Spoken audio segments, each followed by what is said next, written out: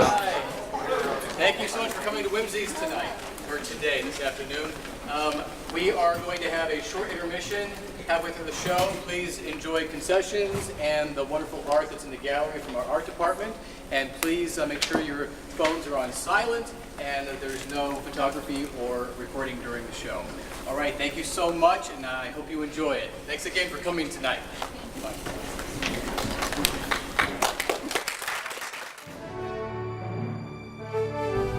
Development.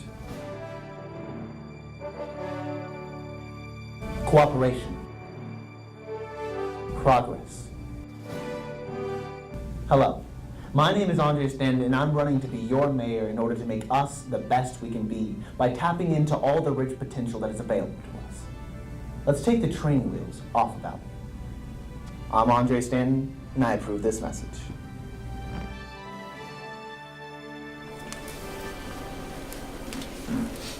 I do believe in his vision. How could I not? Of course, I'm only going to marry the guy, is what you're thinking, and sure, it's what I'm supposed to say if nice lady reporters doing fluff pieces, no offense. But I mean it, I believe, I do. Andre's always saying, Albion is a town on training wheels. It's time for it to ride on its own balance. What he's really saying is it hasn't come into its own yet. It has all this potential energy, it just hasn't accessed yet. I don't mean to put words in his mouth. This soundbite has a nice ring to it. Let's take the training wheels off. It's a universal rites of passage we can all connect to. But I do think people are going to wonder who he's pointing the finger at. Who or what has been providing this extra support? The support that, from his perspective, our perspective, you know, the campaigns, the support that's been holding us back from riding on two wheels. Now, it's not meant as an indictment on the welfare state or public programs or food pantries or anything like that. Calling out enablers, it's a big ploy in politics now, always has been, I guess. That's not it. I think the more accurate metaphor is that Albion's ready to leave the nest. It's ready to grow up, fly. That's what he's saying. That's his vision. For me anyway, that resonates for me. Look at me, 29 and still living in, for lack of a better term, camp. I know there are some people who call it a commune, or worse, but I won't get into all that, because it's so silly the things people want to argue about. And beyond the stupid debate over its definition, I can't escape the fact that I've been living in a dorm with a bunch of single women. Lovely, talented, even fierce women. But we're all still kind of enslaved in the nest. You know, I left law school to join the colony, walked right off campus during a class of toxic torts. I don't know what it was, I think I felt powerless. All that jargon, all that red tape, all the hypotheticals in that class. A powerful corporation has polluted the groundwater. What action can the citizens take? Law school's answer? An injunction. My answer, you know, get medieval on it. Chinese water torture? Now that's poetic justice. Is it shocking for the mayor's wife to talk that way? The soon-to-be mayor's soon-to-be wife. So 7 years ago, Sasha contacted me about an open space at the colony. I left the real world and opted for the nest. I had been painting since high school and out throughout college. I did take the LSAT 2 times because study time was usually sacrificed for painting time. There's just so many interesting subjects, you know? Is it all right for me to talk about my art? I didn't know if I should bring it back to Andre, but I figured since he's unopposed, there's really not much juice in the political stuff. Art, what better for a fluff piece? I hope I don't offend you with all this fluff piece nonsense. It has nothing to do with you. Well, maybe it does, but take that up with your editor. Instead of covering the train derailment over in Jefferson City, you're here talking to the hippy-dippy fiance of an unopposed candidate for a town of 35,000 people. I'm not judging or anything. Power to the human interest. What a euphemism. What other kind of interest is there? Bacterial? Cephalopod? Anything not hard news. Human interest. I'm not trying to disrespect you or anything. I feel for you, but I'm also not gonna try beauty secrets, recipes, where do I get my shoes. All I have is my art. And actually that does double back to Andre. Nina, his mother, commissioned me to paint a mural on the outside wall of her bank. You can see it on your way out of town if you'd like. It faces the main drag, and it's one of my favorite pieces I've created. She introduced us. Not sure if she meant for it to turn out like this. I'm marrying up, as they say. Not exactly your ideal career wife, but she took an interest in me. My art was big at the time, some national notices, big showings at the Colony. I was kind of a town brand. The mural may have been more than she bargained for. My stuff is unusual. I won't deny that, but I think all art should be. Otherwise, it's just wallpaper. It needs to pop, bite the viewer in some way. My personal hell is sponsored by Hobby Lobby. So sanitized, nice, you know? You see, I see a Thomas Kincaid, I throw up. I guess I should dial it down a bit. So anyway, I call what I do, my artistic style, slipstream portraits. You'll see in the mural, time is a character in my work. It has a visceral presence as you watch something transform or degrade or merge through phases. That's all our lives are, right? Phases. If you look back, you can almost see where one version of yourself fans out or fades or blurs into the new you you're slipping into. Right now, in fact, I'm on the cusp of a phase transition myself. If you do this piece right, you could capture me, jumping out of the nest when we're ready to fly! Or who am I kidding? It's just a fluff piece. I prefer comfortable wedges, and my favorite dessert is bread pudding.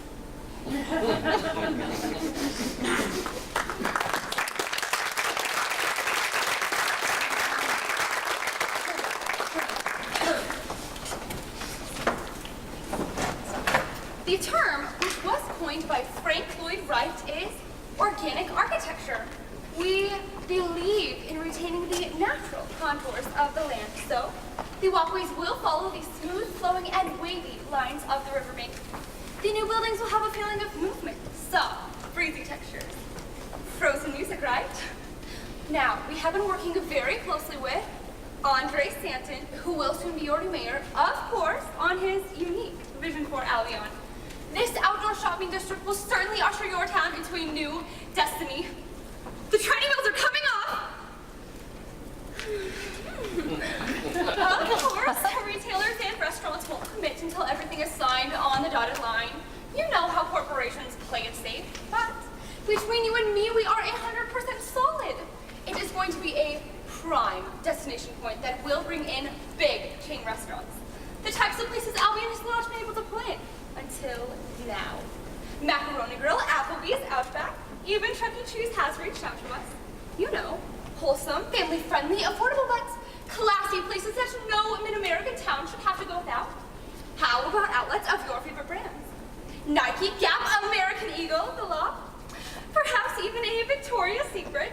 Oh, of course, we'll make sure it's on the other side of town, away from Chuck E. Cheese. And I know art has been very important to this particular section of town and the history of Albion, with the old factory and all. Now, what was it that they used to make? I know it was toys of some kind, yes. Was it marbles? Marbles before it became the art colony. So in line with that, we're going to hire street chalk artists to make bright, colorful, and fun murals on the footpaths along the riverbank. We are in talks as well about setting up a little open-air farmers market in the main courtyard, where licensed street musicians and performers can bust on the weekends. Who knows?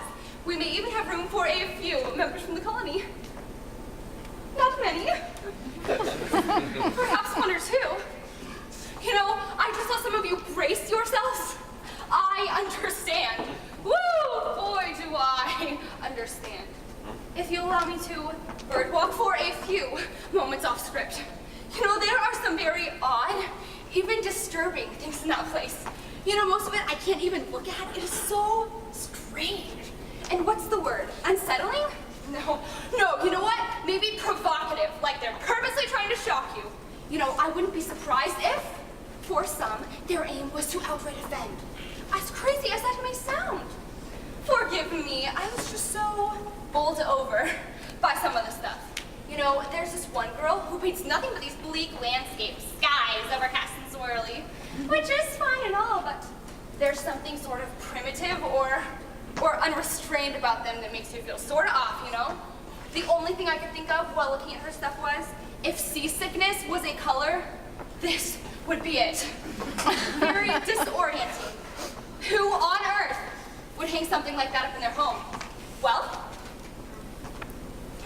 anyway, we'll welcome those few individuals over here who celebrate this new idea of Albion, which is, the whole concept is based around two terms, the bedrock and foundation of Mr. Sanson's vision, fun and family.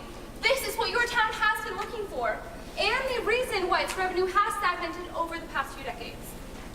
Now, I have heard some concerns about what will be done with the historical buildings on the land. Andre Stanton is not blind to his history, folks, and we have been working very closely with him in order to maintain what was once good about Albion as we work to make it even better. The new buildings will go around and through the pre-existing factories, absorbing and maintaining what was once such a source of pride for Albion, but which, over the last few decades, it is my understanding, and I can see why, just spending a few minutes in there has become a source of tension, or maybe even a little bit of embarrassment, yes? Here you can see the bird's eye view of the proposed layout. As you can see, the main structures of the factory, along with the satellite buildings, like the women's dorms, will all be repurposed. The factory is in fact our starting template. It is the nexus point from which we'll sprout all other structures. Open-air eateries and shops. Have I mentioned a miniature golf course and laser tag arcade? The past preserved. Will the future is allowed to flourish. Fun and family, your new Albion, ladies and gentlemen.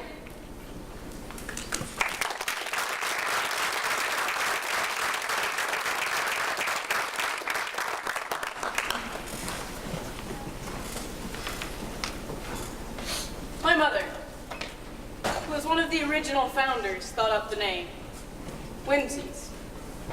People who didn't know the history of the factory thought that it was possessive, that she was whimsy. When she died 40 years later, the local paper even printed it in her obituary. Maria Tamford, a.k.a. Whimsy, died yesterday morning.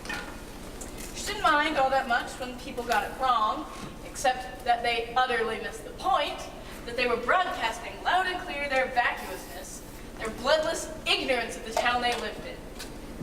Well, it's glaringly obvious with what's going on right now, with what they're trying to do to this place, all orchestrated by that spineless Andre. And his mother, Nina, of course, pulls all the strings. He wouldn't be able to fall off a ladder without his mama showing him how to do it. Don't even get me started on Nadia, hanging off his arm like some skin mink. She's so capable. You've seen her mural outside the bank, I'm sure. That just gives you a small taste of her potential, her tremendous energy. She was a student of mine, you know, at the high school. This was back before they had AP Art or Advanced Art Studio, just basic classes her junior and senior years. It was during this time she was a self-starter, so intrinsically compelled to experiment, to push herself well beyond her limits. It was during this time that she came up with a concept she's known for, slipstream portraits. How could a scrawny 17-year-old with barely a B average come up with something like that? What a mind she has. Had. You wouldn't know it now. And a pantsuit, for crying out loud, drooling through a well-practiced trophy-wife smile, in spite of all my efforts, still stumbling down the path her mother set up for her. Her mother, single, father, God knows where, waitress over at the Sunset. She's dead now, wrapped her car around a tree, full to the gills on boxed wine. Anyway, her mother pushed her in the water. I knew what a waste that was. You should have seen the portrait she did for her mother's memorial service. It had to be closed casket, but her work brought her mother to life. Page on canvas, a few simple strokes, and we were given a glimpse into an entire lifetime. The heartbreak, the hopes and dreams, all the brittle parts of a life steered off course. So much more poignant than staring at some waxy dead body. It took your breath away, watching her mother transition through the years in that painting. Sweet, big-eyed baby, mischievous little kid, gorgeous teenager. Traces of heartbreaker, no mystery there. Then, just strung out, broken down young woman, spilling into a glossy-eyed 30-year-old. It was haunting. The way she captured the eyes of someone looking out over their life and seeing nothing but broken, jagged face. Then the last transition. Peaceful sleeper, dreaming, just the trace of a grin. Stillness is the greatest reward for a constant downward spiral life. Whether soft or flat, it doesn't matter. A landing is the best hope for someone who's constantly falling. The insight was staggering. I couldn't let her leave again. Right after the funeral, she was sitting in a bus terminal waiting to be carried back to Wall Street. We sat in silence for 20 minutes, maybe more, not saying a thing, until finally I just said,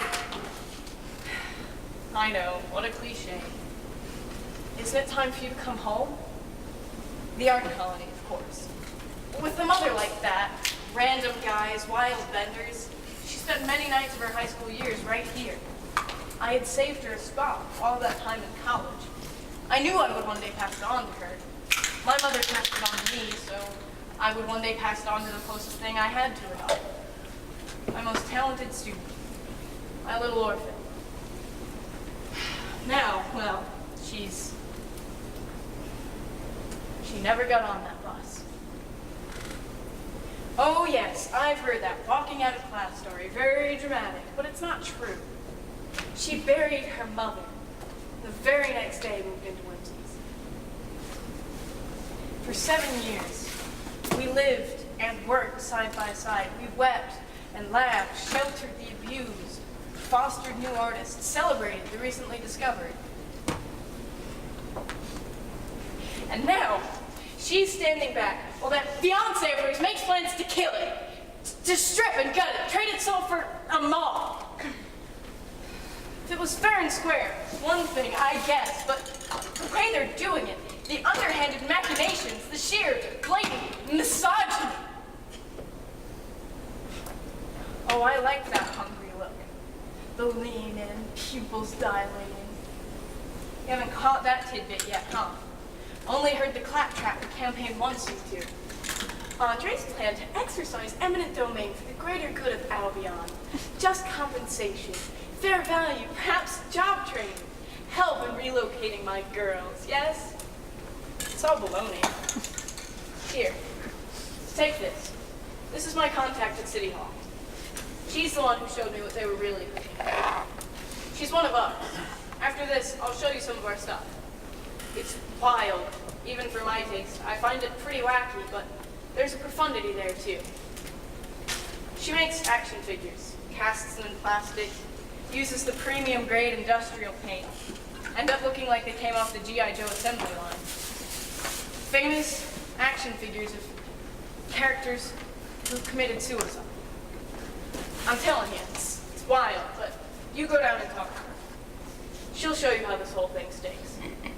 You'd need someone with legal background to make it all work. If I find out Nadia was behind this, if I find out she was the architect behind this filth, I should have let her get on that bus.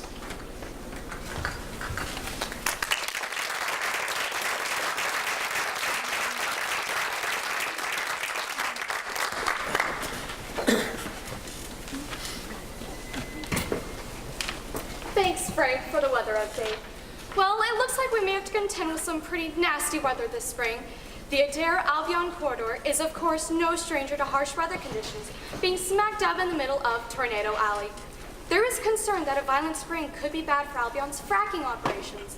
Fracking is the cornerstone of Albion's burgeoning economy, which has brought in over 4,000 families in the past 3 years. Of course, Albion has depended for decades on its cash crop of soybeans, which replaced the marble-making factory in the late 40s as its primary industry. Nina Stanton, a major shareholder in both companies, Vesper Drilling and World Branch Soybeans, was quoted in the Zephyr saying, "A halt in operations would be a major blow to the area's economy." but went on to say that her bank, Albion Farmers, would be there to provide emergency loans to finance repair and rebuilding costs. The Stantons have been holding up this community for generations. They are known for both their shrewd business sense and innovation during difficult circumstances. Tomorrow we will profile the youngest of this powerful local family, the charismatic but elusive Andre Stanton. Who is this man? We'll dig deeper into this fascinating and enigmatic character. Tune in tomorrow at 5:30.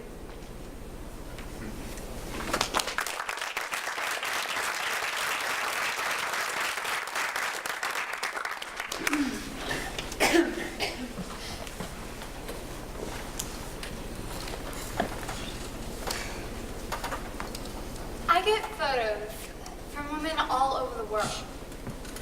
I have a Tumblr page and sometimes they even post to Facebook. But really, most of these women, they don't want to leave behind a digital footprint that a stepfather or boyfriend could stumble across. So really, most of these shots come through snail mail. A lot of them are Polaroids. I bet you didn't even know they still had those. It's a quick snapshot in an envelope. Sometimes they write a note on the back, stick on a post-it. I'm a nurse, teacher, lawyer, police officer, teenage girl, and I'm scared to death. Please, transform this into something powerful. Never beautiful. They never asked for it to be like something pretty. They asked for it to be like powerful, compelling, startling, or my personal favorite, sublime. The literary meaning sublime, not how we think of it nowadays. Divine, wonderful, how we trivialize it. Oh, that apple pie was sublime. But really, how the Hudson River School intended it. Thomas Cole. Overwhelming awe and appreciation. But at the same time, fear and sheer terror of nature. Sublime is opening your eyes and appreciating the majestic violence of the world. You know, my first piece was a self-portrait, self-landscape, I suppose. One day, I looked down at my arms, at the welts on my legs, and I was struck by the richness of the colors. The deep purples, the almost smoky blues of a busted vein, the raw red yellow of a carpet burn. You know, it was such a revelation, the noticing was. You know, how a bruise, as it heals, it cycles through a whole myriad of shades. It's almost like the churning of a stormy sky. A stormy sky. That was it. After that, everything just opened up. You know, the swelling of a broken finger, it could become the hue of an overcast pond. The greenish fingerprints on my neck. The rolling hills before rain. A yellowing cheekbone, slowly healing. The last rays before night. So I took pictures of each wound and, you know, up close, out of context, and divorced from the pain, each color was striking. And so I scanned myself in pieces into my computer and I assembled these abstract shades and these like incredible colors into a landscape. You know, it was so amazing how the webbing of a broken blood vessel It could become the skeletal trees in the distance. Or even how a heavy cloud could be built by the knuckle prints on a broken jaw. That was a bad one. But the clouds they made, those were really something. It still clicks when I chew. But everything else, a few. Those clouds though, they stay. Somehow transformed. That's not the right word. It's like alchemy. I know that sounds all woo-woo, but that's the best analogy I got. Alchemy. The term in alchemy is transmuted.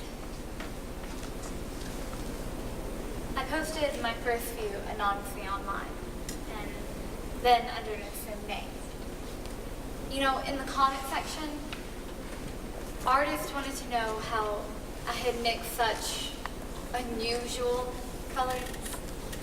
You know, some even wanted to know if my pigments were for sale. Crazy, right? I mean, what would I call them? Bottled bruises? My brother was an artist and didn't even know it.